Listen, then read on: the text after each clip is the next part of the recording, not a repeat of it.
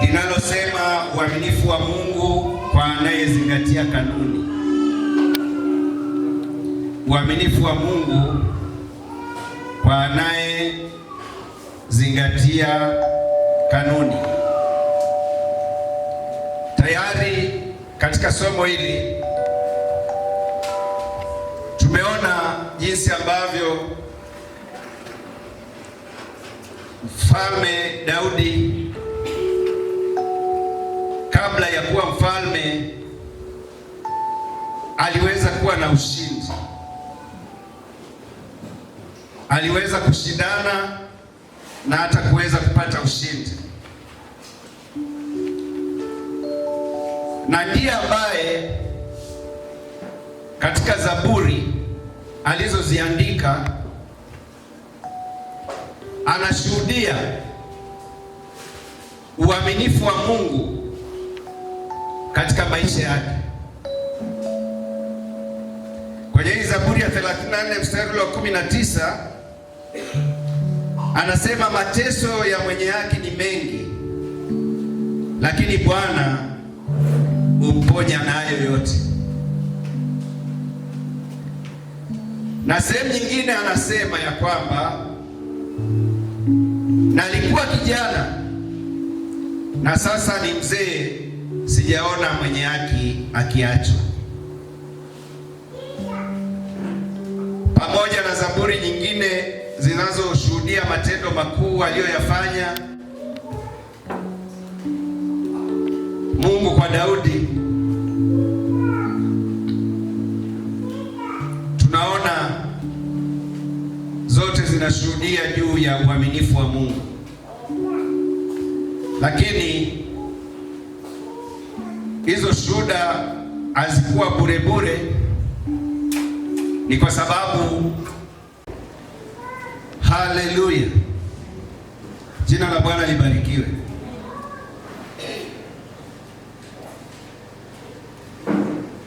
Kwa hiyo tunaona shuhuda zote ambazo Daudi anazishuhudia za ushindi mkubwa katika maisha yake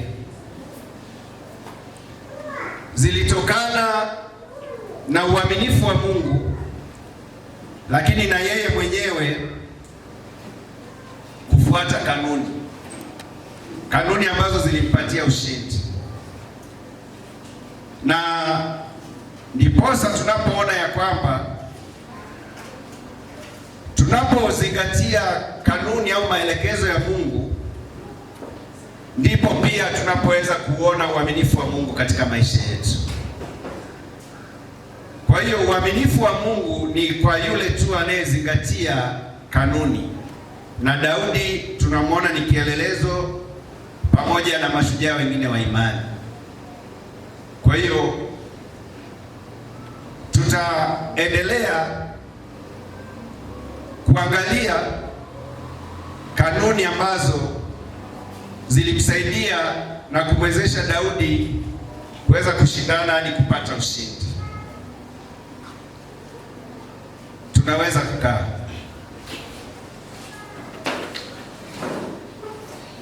Na tayari tulishaona maeneo ya ushindani, na kabla ya kuingia katika ushindani au maeneo hayo ya ushindani, tunaona ya kwamba Daudi aliweza kuhamasishwa na kile ambacho angekipata baada ya kumshinda Goliath. Kulikuwa na ahadi ambazo zilitolewa kwa mtu ambaye angeweza kumshinda Goliath, na tukaona moja ya mambo yaliyomfanya Daudi aweze kuingia katika ule ushindani au katika ile vita ni ile hamasa aliyoipata ya kwamba kuna tuzo kubwa atakayoipata. Na jambo jingine,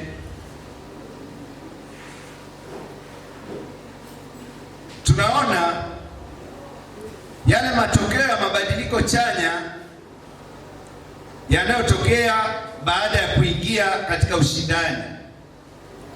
Hapo tunaona kwanza, jambo la kwanza ni kuingia katika ushindani. Kuingia, tofauti ya Daudi na ndugu zake ni kwamba ndugu zake walikuwa kwenye uwanja wa vita, lakini hawakuwa tayari kuingia katika ushindani kumkabili Goliath. Lakini tunaona Daudi yeye aliamua kuingia. Wakati ndugu zake wakiogopa kumkabili Goliath, yeye akaamua kuingia. Na tunaona baada ya kuamua kuingia, kukawa na matokeo ya ushindi au matokeo chanya yaliyotokea baada ya yeye kuingia. Na hapo tunaona eneo moja ambalo Daudi aliamua kuingia lilikuwa ni eneo la vita, akaamua kwenda kupigana na Goliath. Lakini kuna maeneo mengine pia ya ushindani yanayotajwa kwenye Biblia ambayo mtu anaweza kuingia ili aweze kupata ushindi. Eneo moja ni ushindani katika maisha kwa ujumla wake. Lakini tunaona eneo jingine ni ushindani katika michezo kama vile mbio na michezo mingine. Na maeneo hayo yote yanahitaji tuweze kupata ushindi. Na Mungu ametuokoa ili kuleta mabadiliko chanya na sio kubadilishwa na mazingira. Kinachoonekana wakati ule wa vita ya Goliath na Daudi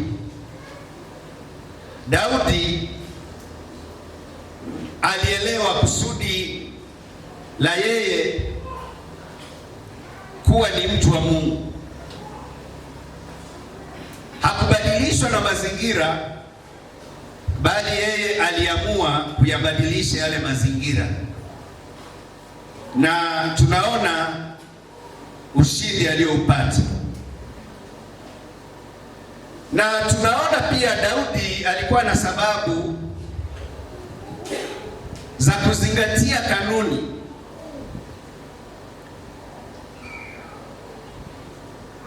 Alikuwa na sababu za kuzingatia kanuni, kama ambavyo tumeona ya kwamba anasema ya kwamba mateso ya mwenye haki ni mengi, lakini Bwana umponya nayo yote. Kitu ambacho alikigundua Daudi katika maisha yake, kwamba maisha ya mwenye haki kila wakati au daima yameambatana tu na mateso, yameambatana na majaribu. Na tunaona hata baada ya Daudi kumshinda Goliath, akapata uungwaji mkono. Haleluya, jina la Bwana libarikiwe. Akapata ushindi mkubwa na uungwaji mkono. Lakini tunaona mwisho wa ushindi wa Daudi dhidi ya Goliath ulikuwa mwanzo pia wa vita nyingine kubwa na hatari zaidi, vita vya ndani. Tunaona kabla Goliati ulikuwa mwanzo wa vita nyingine kubwa na hatari zaidi, kwa sababu tunaona huyu Goliati alikuwa ni adui wa nje, lakini baada ya Daudi kumshinda Goliati, tunaona akaanza sasa kukabiliana na adui wa ndani, adui ambaye yeye angeweza kufikiri kwamba yuko upande wake, Sauli, ambaye ndiye alimsababishia ushindi. Hata Sauli na yeye akawa sehemu ya ule ushindi, kwa sababu tunaona wanawake walipoandamana wakamtaja Daudi kwamba ameua 10,000, lakini Sauli yeye ameua 1000 zake. Kwa hiyo hata Sauli alikuwa sehemu ya ule ushindi wa Daudi, lakini tunaona kutokana na wivu akawa anamchukia Daudi, na tunaona Daudi akawa na vita vya ndani, na vita vya ndani ni hatari na ni vibaya zaidi kuliko vita vya nje, kwa sababu adui wa nje anajulikana kabisa kwamba huyu ni adui. Kwa hiyo tunaona Daudi akawa na vita tena dhidi ya mfalme Sauli. Kabla yeye ajawa mfalme, pamoja na kupakwa mafuta ya kuwa mfalme, lakini akawa na vita, na kama ambavyo tumeona ushindi wa Daudi dhidi ya Goliath ulimfanya aweze kutamba mbele ya adui zake na kutembea kifua mbele na kuthibitisha ushindi wake. Lakini tunaona ushindi wa Daudi uliweza kupata uungwaji mkono, kwa sababu kulikuwa na wingu kubwa la mashahidi lililokuwa likimtazama Daudi akielekea kwenye ule ushindani, na tunaona wale mashabiki au mashahidi waliokuwa wanashuhudia zile mbio zake, ile vita aliyokuwa anapigana, waliweza kumuunga mkono. Lakini tunaona Mungu alimfungulia pia mlango ambao hakuna mtu ambaye angeweza kuzuia, mlango wa yeye kuwa mfalme. Na pia Mungu alimhakikishia usalama na ulinzi ili aweze kufikia ndoto zake. Na ndio maana anaposema mateso ya wenye haki ni mengi, anaelewa kile ambacho alikipitia. Lakini pia tumeona ushindi wa Yesu Kristo, naye pia alizingatia kanuni, aliweza kuzingatia kanuni. Ushindi wa Yesu Kristo kutokana na kuwa yeye ni Mungu, kwa sababu tunaona akutumia ule uungu wake katika kupata ushindi akiwa hapa ulimwenguni. Ndio maana kwenye ile Zaburi ya kwenye ile Yohana 16:33 anasema, mimi nimeushinda ulimwengu, lakini jipeni moyo na ninyi pia mtashinda ulimwengu. Kwa hiyo tunaona hata baada ya ushindi ulioshangiliwa na watu na yeye mwenyewe Daudi kushangilia ushindi wa kumwangusha Goliathi. Lakini tunaona ukiendelea kwenye ile sura ya 18 mstari wa kwanza mpaka sura ile ya 19 mstari ule wa 24, tunaona vita vikaendelea, vita vikubwa zaidi, majaribio ya Sauli kumuua yeye mwenyewe yaliyoshindwa. Lakini pia Sauli alikuwa anampeleka kwenye vita ili aangamizwe,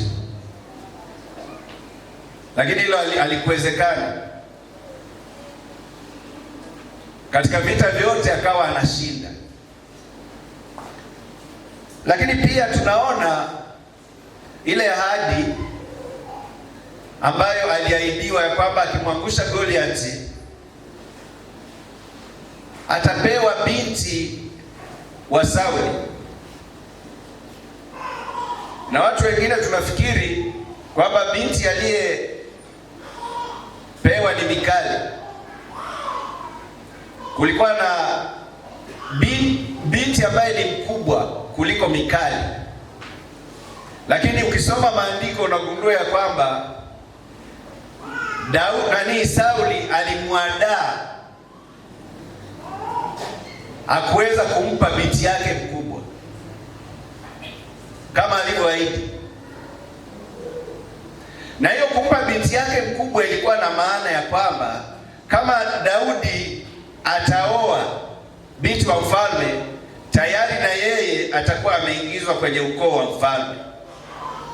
Ndio ilikuwa na maana hiyo. Lakini tunaona baada ya kazi kubwa ambayo Daudi alifanya kumwangusha Goliathi, bado mfalme Sauli hakutimiza ile ahadi yake. Lakini maandiko yanasema ikaonekana Mikali binti Sauli anampenda Daudi,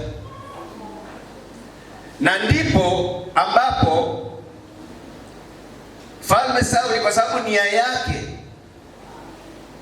ilikuwa ni kuhakikisha ya kwamba Daudi anauawa, Daudi anaangamizwa, akampa masharti, akamwambia mahari ya huyu binti yangu uende ukawaue Wafilisti, idadi aliyompa.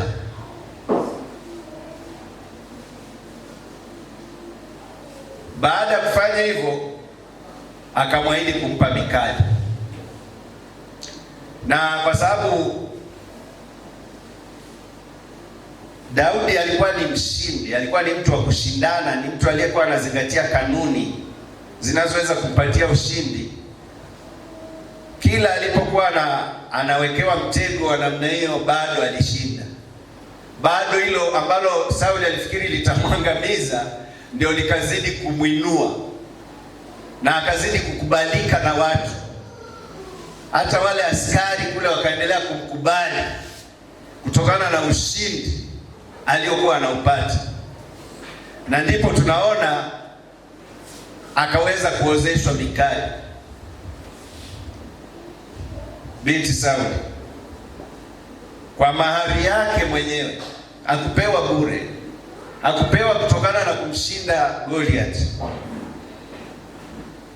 Mungu asaidie sana. Haleluya, jina la Bwana libarikiwe. Na kwa sababu hiyo akaingizwa sasa rasmi, baada ya kumwoa Mikali, akaingizwa rasmi sasa kwenye ukoo wa kifalme. Na ni wakati huu ambapo pia wakati anapitia hayo, kuna baadhi ya zaburi ambazo ameziandika au kuzitunga kulingana na ushindi ambao aliupata. Jina la Bwana libarikiwe. Na tayari katika somo ambalo limepita Tumeangalia kanuni za ushindi zilizomfanya Daudi apate ushindi kila mahali na wakati wote. Tulishaangalia kanuni 7. Leo tunaendelea na kanuni ya 8, kanuni ambayo ilimfanya Daudi Mungu aweze kuonyesha uaminifu wake. Jina la Bwana libarikiwe. Haleluya, haleluya.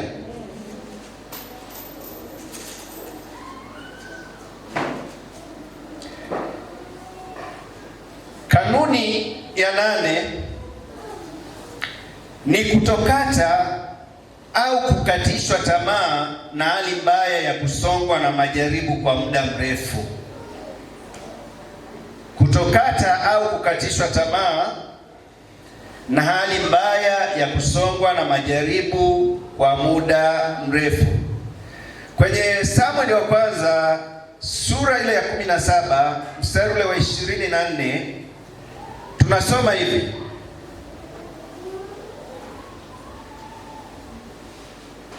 na watu wote wa Israeli walipomwona yule mtu wakakimbia, wakaogopa sana. Huyo ni Goliath. Alipojitokeza, maandiko yanasema watu wote walipomwona Goliath waliogopa sana na wakakimbia. Hao walikuwa wanakimbia kwa sababu walikuwa wamekata tamaa.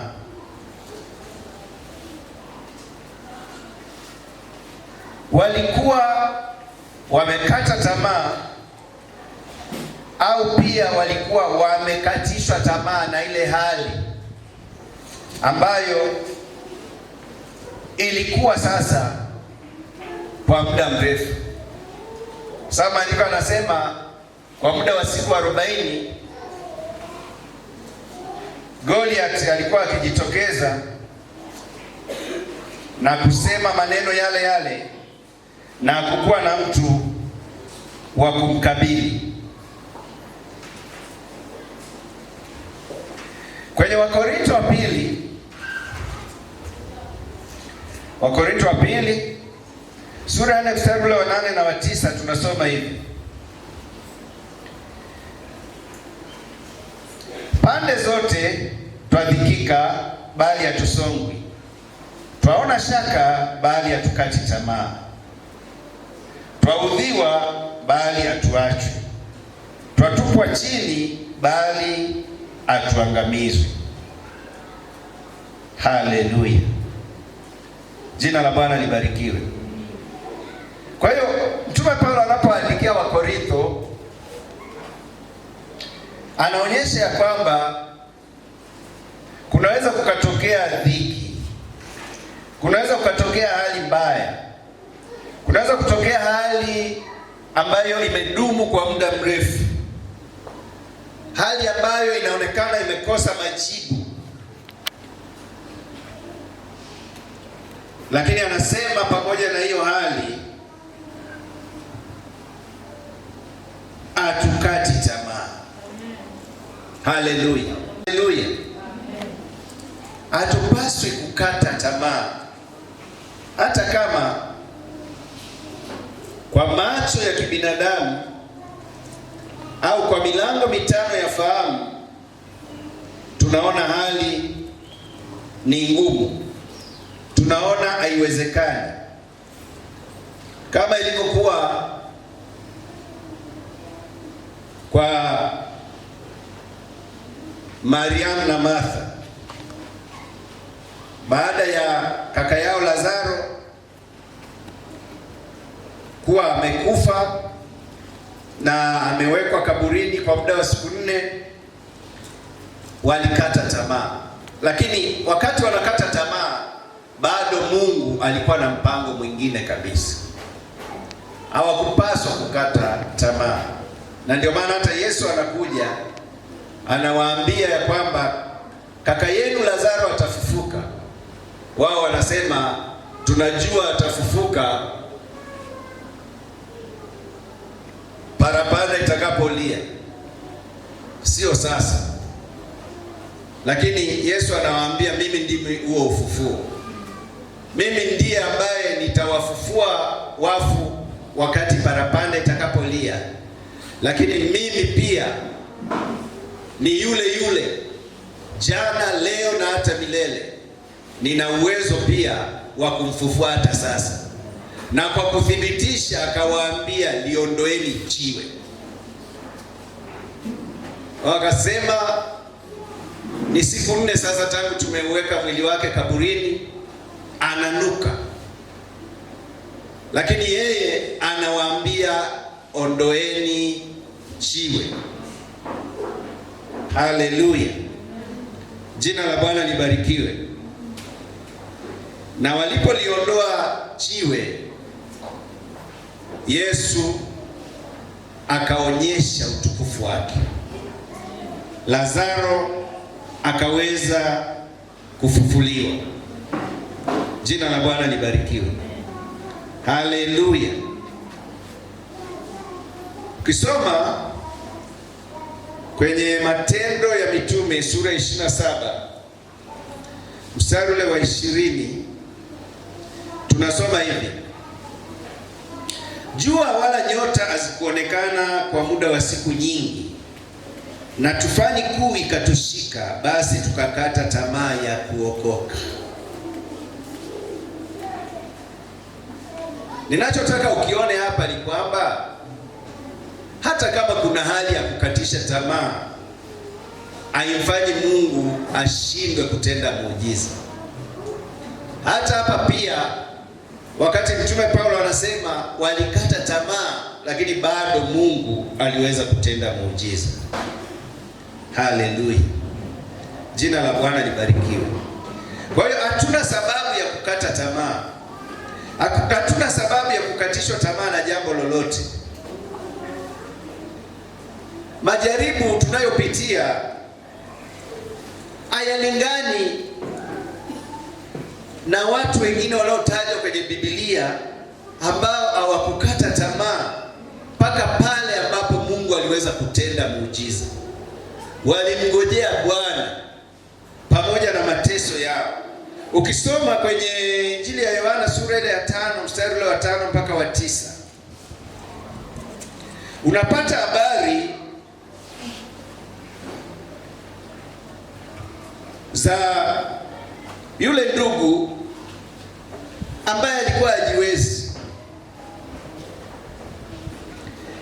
Anasema na hapa palikuwa na mtu ambaye amekuwa hawezi muda wa miaka 38. Yesu alipomwona huyu amelala, naye akijua ya kuwa amekuwa hali hiyo siku nyingi, Kwa hiyo Yesu alikuwa anajua ya kwamba huyu ndugu anahitaji msaada kwa siku nyingi.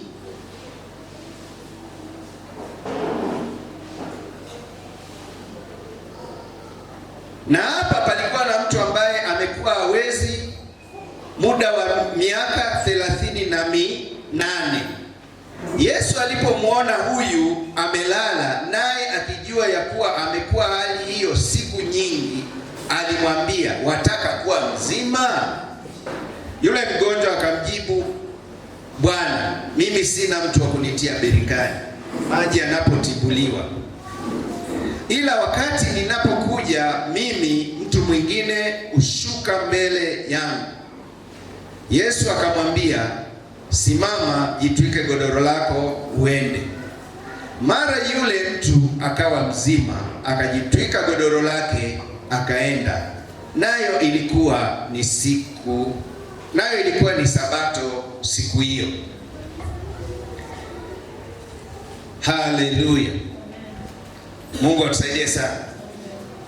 Kwa hiyo tunapata uthibitisho wa kutokata au kukatishwa tamaa kwa jambo lolote lile, hata kama limechukua muda mrefu. Haleluya. Mwisho wake ni ushindi tu. Tunaona huyu ndugu miaka 38. Haikuwa kitu rahisi. Miaka 38 bado anangojea muujiza wake.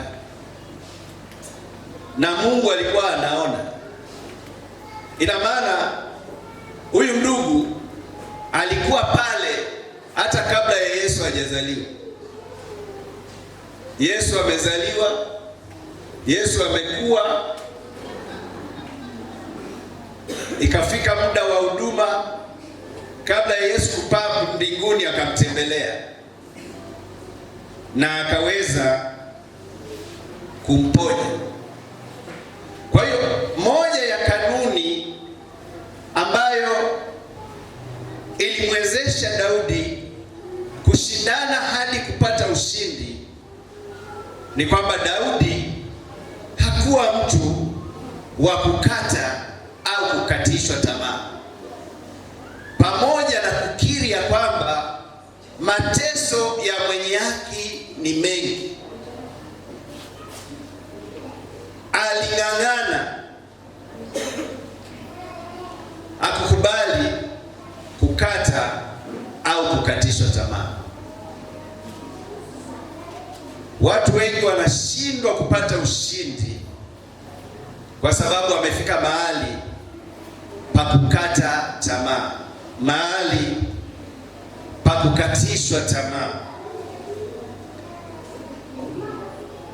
Kutokata au kukatishwa tamaa ni moja ya kanuni muhimu sana ya kuzingatia ili Mungu aweze kuonyesha uaminifu wake katika maisha yetu. Lakini kanuni nyingine ni kutompa nafasi Ibilisi au adui kwa kutochukua hatua.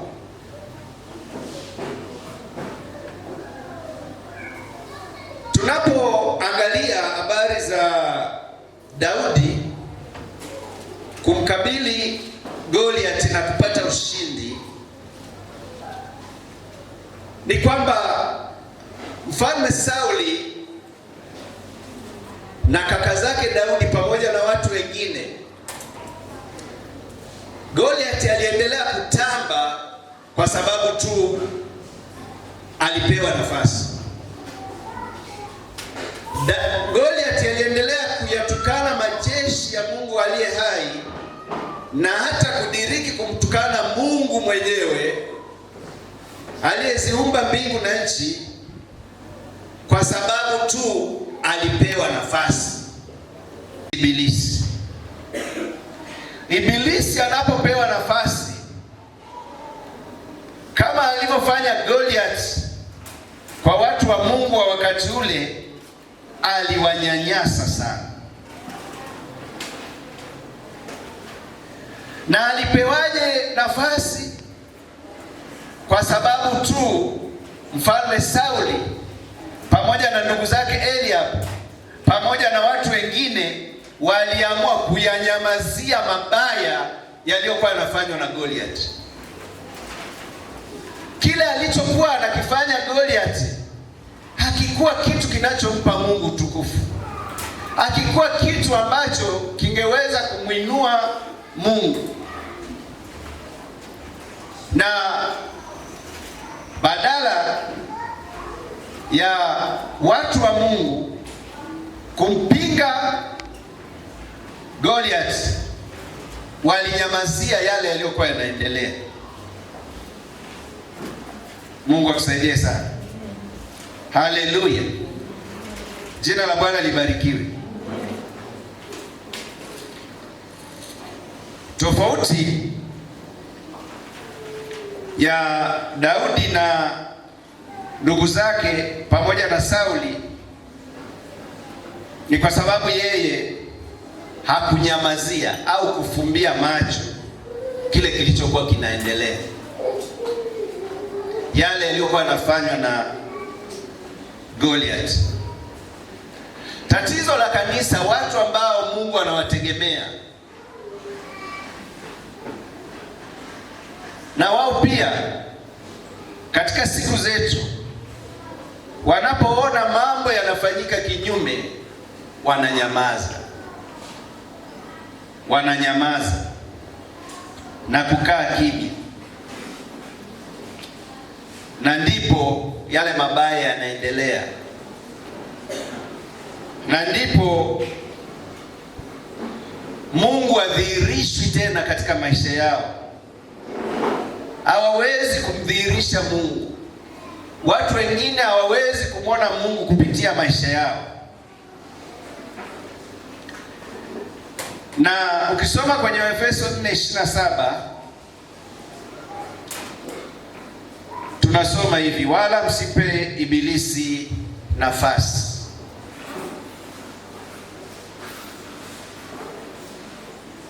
Hatupaswi kumpa ibilisi nafasi ikiwa tunataka kupata ushindi. Lakini jambo jingine, kanuni nyingine ambayo Daudi alizingatia, Daudi hakuweza kufanya jambo bila kuwa na sababu ya msingi.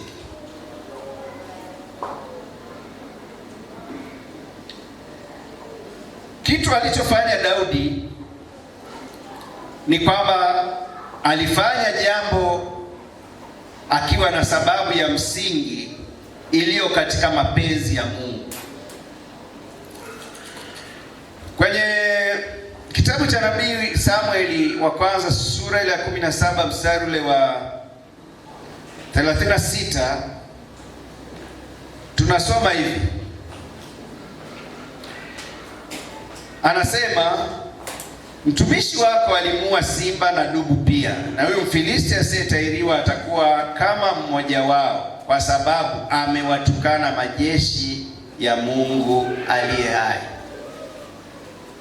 Kwa sababu amewatukana majeshi ya Mungu aliye hai. Kwa hiyo Daudi aliamua kuingia katika ile vita kwa sababu alikuwa na sababu ya msingi. Ni kanuni mojawapo iliyomfanya Daudi aweze kushindana hadi kupata ushindi. Lakini Daudi pia alitumia nafasi yake vizuri ya kipekee. Kuna nafasi za kipekee ambazo mtu anakuwa nazo. Neema ya Mungu inakuwa imempatia mtu kuwa kwenye ile nafasi. Hiyo nafasi inakuwa ni ya kipekee, nafasi ambayo mtu mwingine hajapewa. Kwa hiyo Daudi alikuwa anajua kutumia vema nafasi yake ya kipekee. Nafasi ya kipekee inaweza ikawa ni kazi, cheo, huduma, karama, utajiri na kadhalika. Kwenye Samueli wa kwanza ile 34 mpaka 36 tunasoma hivi: Daudi akamwambia Sauli, mtumishi wako alikuwa akichunga kondoo za baba yake, na alipokuwa akija simba au dubu, akamkamata mwanakondoo wa lile kundi. Mimi hutoka nikamfuata, nikampiga, nikampokonya kinywani mwake, na akinirukia umshika ndevu zake, nikampiga, nikamuua. Sasa unaona, huyu Daudi alianza tu na kuchunga mifugo ya baba yake, lakini huko hiyo nafasi ambayo alikuwa nayo alielewa na aliheshimu kwamba hii ni nafasi ya kipekee ambayo Mungu amenipatia. Aliridhika na hiyo nafasi ya kuchunga. Na baada ya kutambua nafasi yake na kuridhika na kile ambacho Mungu amempatia, akaona uaminifu wa Mungu huko kwenye hiyo nafasi ambayo Mungu alikuwa amempatia. Mungu akajidhihirisha kule alikokuwa anachunga mifugo, akampa uwezo wa kukabiliana na simba na dubu. Ni kwa sababu alitumia nafasi yake vizuri. Ukisoma kwenye Warumi 12:6 na 8, anasema kwa sababu tuna karama zilizo mbalimbali kwa kadri ya neema tuliyopewa. Ikiwa ni unabii, tutoe unabii. Ikiwa ni kukirimu, kwa moyo mweupe. Mwenye kuonya, katika kuonya kwake. Watu wengi wanashindwa kufanikiwa kwa sababu hawakai kwenye nafasi zao. Wakati mwingine wanadharau hizo nafasi, kama ilivyokuwa kwa kaka zake kaka zake Daudi kina Eliab. Wao waliona hiyo kazi ya kuchunga haiwahusu, lakini Daudi yeye alipokea kwa shukrani hiyo kazi ya kuchunga. Akaelewa hii ni nafasi yangu, na akafanya vizuri kwenye hilo eneo. Na tunaona huko akaona uaminifu wa Mungu, akaona Mungu akimpigania, akaona Mungu akimtetea. Ukisoma habari za Esther pia unaona Mungu alimpeleka awe malikia, alimpa hiyo nafasi ya kipekee kwa sababu maalum, nafasi ambayo hakuna mtu mwingine aliipata ila yeye. Na wakati ulipofika, anaambiwa na mjomba wake Mordekai kwamba hiyo nafasi ambayo Mungu amekupatia ndio wakati wake sasa wa kuelewa hiyo nafasi na ufanye vizuri kwenye hilo eneo, yaani kwenye position yake. Sawa? Haleluya, jina la Bwana libarikiwe. Yaani kila eneo ambalo Mungu amemweka mtu, amemweka pale kwa sababu ana sababu za msingi za kumweka pale. Mungu atusaidie sana. Haleluya. Kwa hiyo unaposimama vema kwenye hiyo nafasi, unapokuwa mwaminifu kwenye hiyo nafasi, ndipo pia Mungu anapoonekana kwa namna ya kipekee, kwa namna ya ajabu, kwa namna ya kushangaza. Kwenye Yeremia 51 mstari wa 20 pia tunasoma hivi: wewe rungu langu na silaha zangu za vita, kwa wewe nitawavunja mataifa, na kwa wewe nitaharibu falme. Haleluya, jina la Bwana libarikiwe.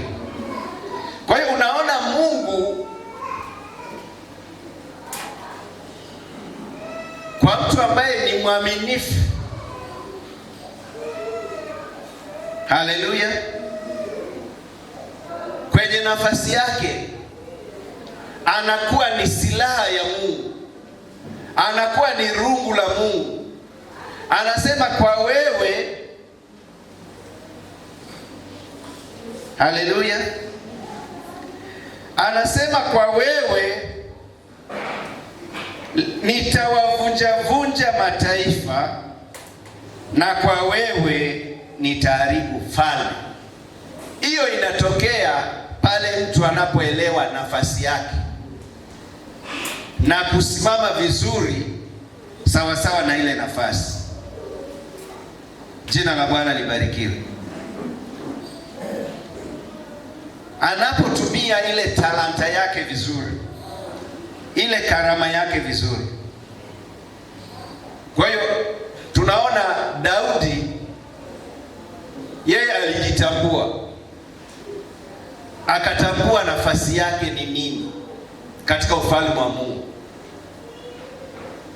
katika kuwakilisha ufalme wa Mungu hapa duniani.